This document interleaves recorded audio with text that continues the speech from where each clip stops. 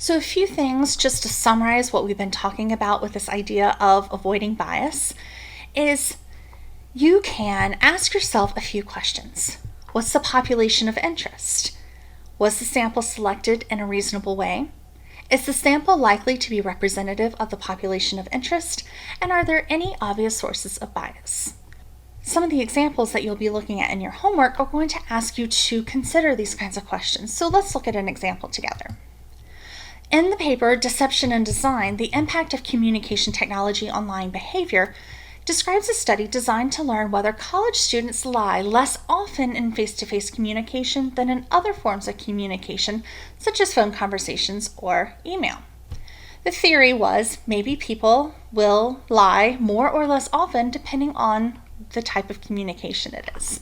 So they took 30 students in an upper division communication course at Cornell University who received course credit for participation in the study. So they asked the participants to record all of their social interactions for a week, making note of any lies that they told.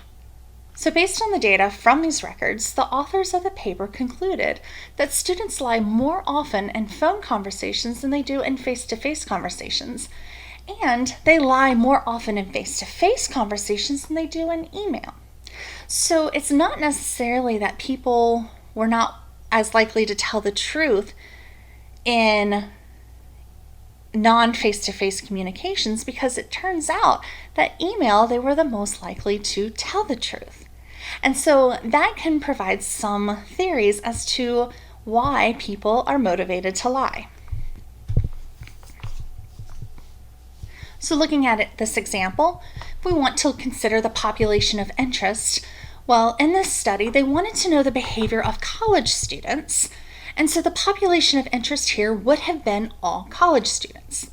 However, the sample was not necessarily selected in a reasonable way. They took a convenient sample by just including these students in this upper level communication classes. So these students might not have reflected the entire population of college students. Also, all of the studies came from one particular university, and so by taking from one university, we don't necessarily know that they're reflective of students at all colleges across the US. So that goes into this idea, is the sample likely to be representative of the population of interest? And most likely it's not. These were upper level communication students at one particular university. So we want to look at any other obvious sources of bias, and here response bias would be one that the authors need to be considered.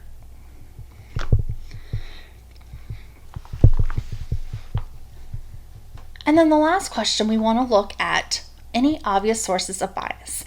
And in this case, response bias would be of concern to the researchers. Since the students were asked to monitor their own behavior and record their lies, they might have been influenced by their behavior.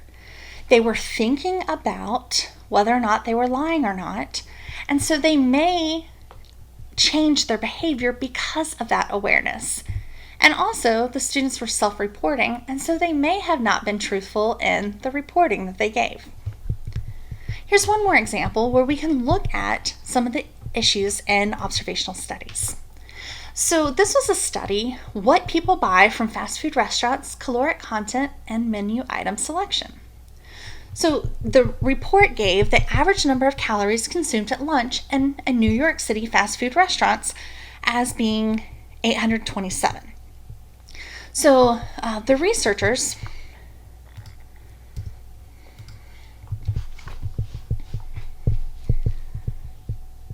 So this example comes from an article, What People Buy from Fast Food Restaurants, Caloric Content and Menu Item Selection. The study reported that the average number of calories consumed at lunch in New York City fast food restaurants was 827. This number was obtained by selecting 267 fast food restaurants at random, and the study did state that the people included in the study were adult consumers, and they were approached as they entered the restaurant and asked to provide their food receipt when exiting and to complete a brief study or a brief survey. So here, what's the population of interest?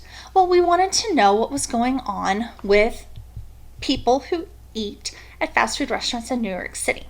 So that would be your population. It's important that your population is big enough to include everybody of interest, but it's small enough to only include the people or the individuals that your sample came from. Was the sample selected in a reasonable way? So we have to be careful here because it probably is not feasible to get a truly simple random sample, because we would have to get a random group of people who were eating at these fast food restaurants in New York City, and that's going to be incredibly difficult to obtain. But the researchers did try to do their best by getting that random sample of 267 restaurants. And so they were getting a good representative sample of fast food restaurants in New York. Then, is the sample likely to be representative? Well, here, since those locations were selected at random, then it probably was relatively reasonable. This is a difficult study to get a true random sample, but the way that they did this was the best that they could given the situation. And then finally, what kind of sources of bias might we encounter? So one thing that we have to consider is that when the customers walked into the restaurant, they were asked to provide their receipt when they left.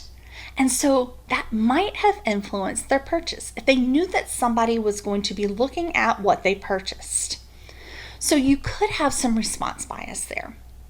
Also, some people might not have chosen to participate. They didn't want to get that information. They didn't have time to complete the survey. There's all sorts of reasons why non-response might be a problem.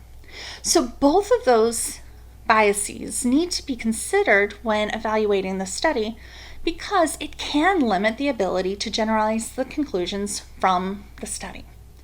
So when we're looking at all of these issues, how you collect your sample, what kind of bias that you might have, all of this is so that we know whether our data is a good representation.